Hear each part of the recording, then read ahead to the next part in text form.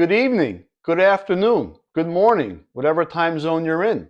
I want to welcome you to another episode of the Exotic Bourbon Hunter, where we're going to be discussing three things on how you're able to get allocated bourbons and whiskeys. Well, without any further ado, let the show begin. Bada bing, bada boom. Forget about it. Take it easy. Here we go.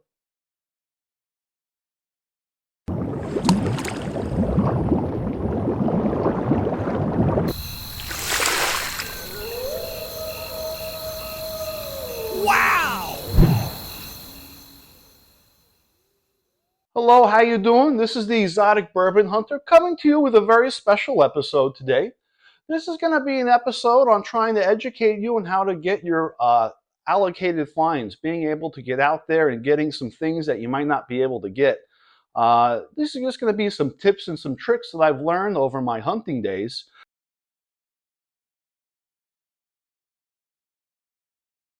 And one thing I'm going to highly recommend you don't do is you go into the store saying, I want an allocated bottle of bourbon. Where is it at? Never go in there. Be as kind and as courteous as possible. Don't be a dick. All right?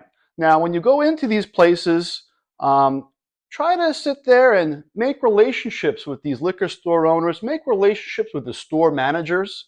And then when something rare comes in during allocation season, they'll be a little more entitled to maybe give you a phone call and say, hey, look, I just got this bottle of, so-and-so in. And if they ever do give you a phone call, don't deny it. They're doing you a special. So you go in, and if they give you the call, just go and buy it. Because the next time they get something in, it may be better, and you might be the lucky one to give a phone call to.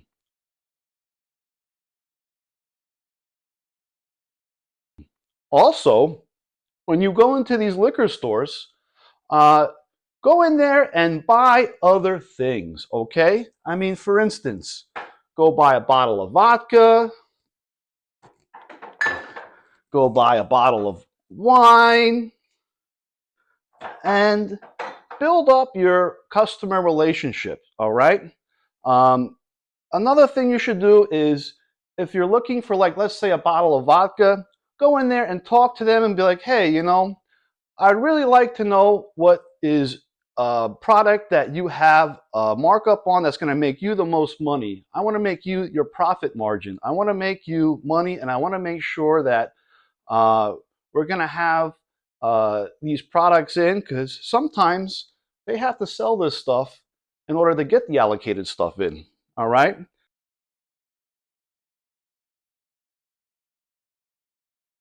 Now, another thing is you go to these stores and you never give them a phone call, all right? That is a big no-no, okay? It just shows that you're lazy. It shows that you're not interested in the hunt. It shows that you're not really respecting the store, because when you go into these stores, they want to see your face, okay? They want to see the person, all right? Another thing is, some of these stores can be museums. You probably want to stay away from those stores. But the other stores, if they're reasonably priced, they're going to probably pass on those savings to you. But remember, when they get their allocated stuff in, they do not have to put it out on the shelf. They never are required to do that. They usually save it for their primary customers that spend a lot of money there, or their friends, or their family.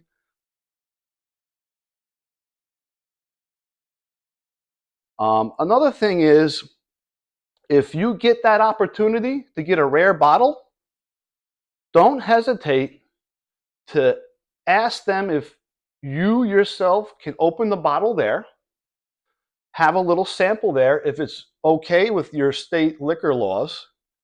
Offer to give the manager a sample of it. That tells them that you're not trying to resell this bottle. It tells them that you're a true whiskey and bourbon connoisseur who is truly getting this for your own self, and you want to share it. Another thing is, give them your phone number and invite them over to your home, and then offer to share it with them in your home. How many people are willing to do that? Not many. But the whole purpose behind this bourbon hunting game and everything is to be able to share your spoils of your hunts. Share it with your neighbors. Share it with your family. And also, if you share it with the liquor store, they may not be able to have this.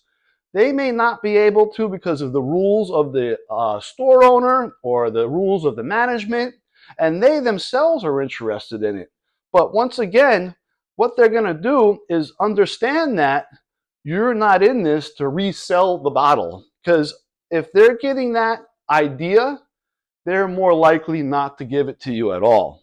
Another thing is some of these liquor stores have lotteries where you have to buy certain store picks in order to be able to have the opportunity to buy the super rare exclusive allocations. Now, that's all fine and dandy, but you could really spend a lot of money just to get into that. Other states, they have state-run stores where they make a release on Facebook, or they let the bourbon groups know when they're going to have allocated whiskey drops or bourbon drops. And then that's going to offer a unique experience in and of itself. And you're able to go out and you camp out with other people who are bourbon aficionados. You're able to build more relationships with other people in the bourbon world. And it offers an experience that you may have never had before. About a month ago, or maybe two, I went to a Costco grand opening. I was number 16 in line. I met so many cool and awesome people, and the experience alone was worth my time waiting there. We got there at midnight, and we waited until the store opened at 8 in the morning. This is an experience which is one that you can't really find anywhere else. The bourbon community is a very unique community. It's filled with a bunch of great and awesome men and women who love bourbons, and they also enjoy the spirits. Some of these people are very, very educated when it comes to bourbons and whiskeys, and you can even learn many things just while waiting online. Okay.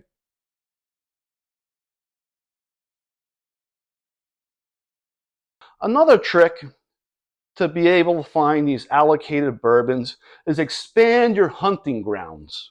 And what I mean by expanding your hunting grounds is don't just go to the same liquor stores over and over and over again. If you expand your horizons, maybe go to different states when go to different liquor stores in different states.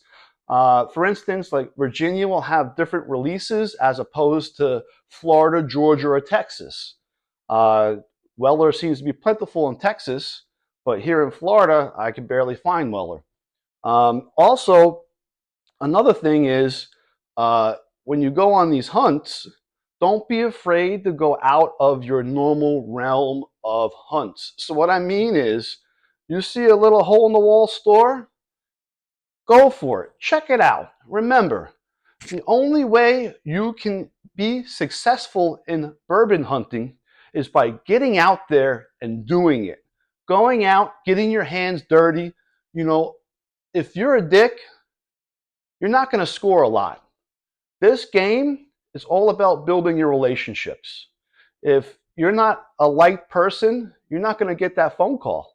If you're not talking to the store managers or the store owners or the employees at the store, you're not going to get that bottle of Blanton's that only comes out, once a month, or the Eagle Rare or E.H. Taylor.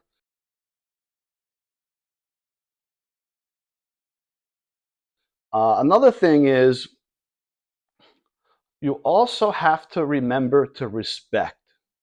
Be respectful and be kind. Once again, if you're a dick, you're not going to get very far in this. Um, so that's where the relationships really come into play. Another thing is when you offer to open up these bottles in front of them, it's showing that you are not trying to resell, trying to make a profit. It's showing them that You yourself are trying to share these rare and exquisite bourbons with others who may not have the money to buy them. Others who, I'm not a doctor, okay? I work in the service industry, in the theme parks down here. I don't make lots of money at all.